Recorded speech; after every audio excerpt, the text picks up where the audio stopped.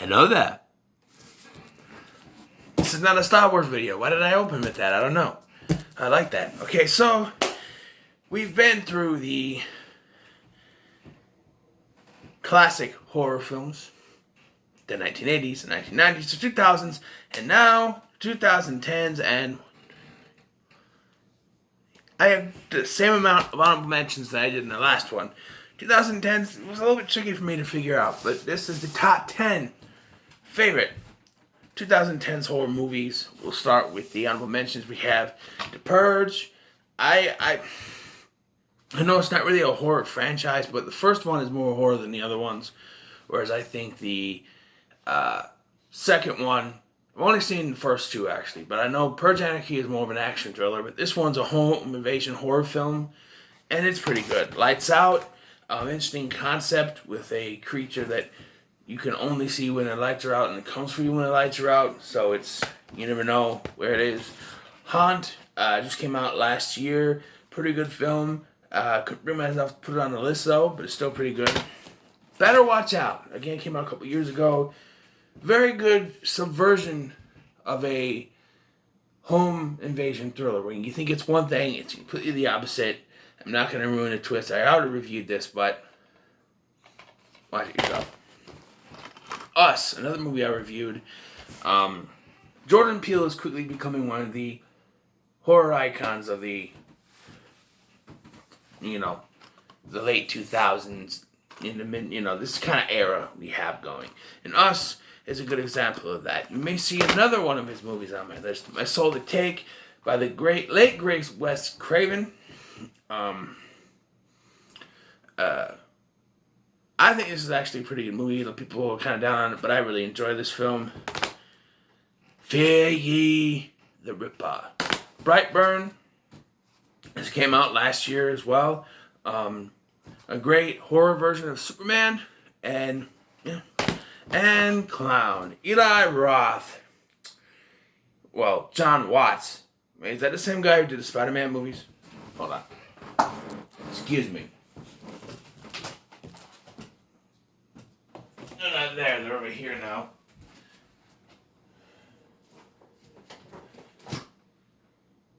Yep, same guy. Same guy directed this. Directed Spider-Man Homecoming and Spider-Man Far From Home. This is a great horror film about a guy who finds this clown stuff, makeup and whatever, and slowly can't take the stuff off. It slowly starts to turn into a homicidal clown because cursed and stuff. So now we got the top 10. They gotta flip this around. Okay, so we got the top 10 now. Number 10. Number 10 is The Babadook. Now, it's not for the weak-minded horror fan. You gotta be able to stand a lot in your horror movies to watch this movie. The kid is annoying as hell. The mom, not far off. But if you can get through it, it's a pretty good watch. Get Out. At number 9. Yes, like I said, Jordan Peele doing great work. This was, a great kind of reverse. Not reverse, but this is a great kind of film. It's racism, but it's not. And because, to me, it's not racism, because racism is about thinking that another race is below you. Here, they think that the African Americans are a superior race. So it's kind of reverse racism, where they want the black people to be the African American people, I should say, because they believe they are a superior race. And it's all because of Jesse Owens. No. Number 7 is A Quiet Place. I realized I forgot my notepad, so I'm doing this on the top, kind of, I don't have to look down, but yeah, Quiet Place is number 8. This came out a couple of years ago, and it's absolutely great. When you think John Krasinski from The Office, the guy that always looks into the freaking camera, little old Jim, you didn't think that he could direct a horror feature, and he can. And we would have already had Quiet Place too if it wasn't for the Schmarona. But, yeah, pretty good flick. Next, number 7 is Mama. Directed by Andy Muschietti, who did It. And by the way, no, the 2017 It won't be in here because I consider it sort of a remake, reboot, and I don't count those. But this film is great. The cast is overall great. Just the idea, the feel. Andy Muschietti knows how to do creepy horror movies, and this is a good example of that. Speaking of creepy, number 6 is Hereditary. I was going to put Midsommar in the honorable mentions, but I didn't just because I couldn't bring myself to even touch that thing. It's not bad. But this movie, when I went to see this movie, I still don't put a review out for it yet, but when I went to see this movie, I had not seen any trailer. I knew nothing about it. I just knew that Nat Wolff was in it. I knew that there was a strange little girl. And that's it. Or not Nat Wolff. Alex Wolff. Whatever. And that's it. I didn't know anything else about it. So, yeah, again, much like Babadook, for a completely different reason, not for the weak-hearted horror watcher. This is disturbing. It doesn't have that big of a rewatchability, much like Midsommar, because this guy, what's his name? Ari Aster. He does these sort of disturbing horror films that don't lend himself to a lot of rewatchability, but it's still pretty good. Number 5 is Oculus, produced by WWE Studios and 20th Century Fox. It's a horror film about this. It's called a Lasser Gas. It's a mirror that harbors evil spirits, and it haunts this family. And then years later, the siblings come together to destroy it, and it's all about their kind of journey to destroy it and all the weird things that it does. We flash back and forth between the current day and the past, and it's a pretty cool watch. You should watch this. I believe I did a review on this already, so look on the channel for that. Number 4 is Ready or Not. This one came out last year. This is probably one of the only ones that came out last year that would be on this list.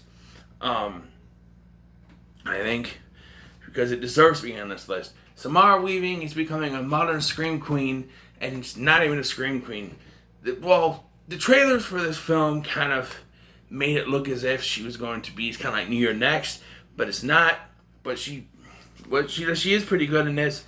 If, I have a review out there, but the whole kind of, I don't know, her husband's character is trying to help her, and then at the end, how he just quickly changes his mind for no reason than she killed his mother, which they deserved it. But yeah, it's a pretty good film, and Samara Weaving is great in it. Number 3 is Happy Death Day. So this came out, I read the trailers, and I was just like, it looks interesting. And this movie blew my mind, man. It was probably one of my favorites from that year. It was called 2018, I think. 2017? 2017. It's a great film. It's got the horror comedy elements, the whole Groundhog Day thing. What's her name?